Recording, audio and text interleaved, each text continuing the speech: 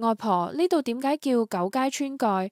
係咪有9條街啊？傻女，我哋呢個九街係老祖宗留落嚟嘅名。明朝起城嗰陣，城入面就有縣署前大街、顯寧街、永寧街、聚秀街、和陽街、迎恩街、五道街、牌樓街、新街，整整9條主街，所以一直都叫九街。咁呢度以前好叻咧。何止呢？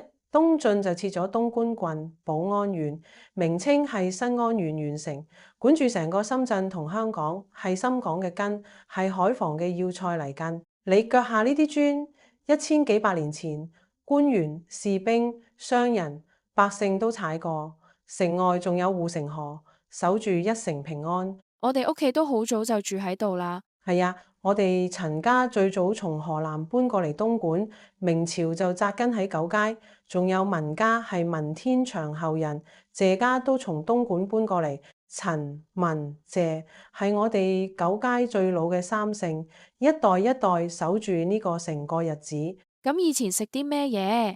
有冇好嘢食呀？多羅，新年有年糕、煎堆、糖環、蘿蔔板，清明有茶果，端午有灰水粽。都係阿婆細個嗰陣嘅味道。以前靠耕田做小生意過日子，而家間屋租出去，村入面有分紅，日子安樂好多啦。但係而家好多小店、咖啡室，唔似舊時嘅村咯喎。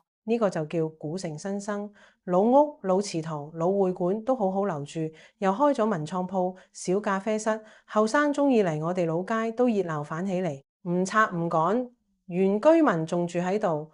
鄉愁仲喺度，個根仲喺度。外婆，我以後都要成日嚟，記住九街村，記住我哋嘅屋企。乖女，記住九街就係記住深圳嘅來路，守住呢個城就係守住我哋嘅根。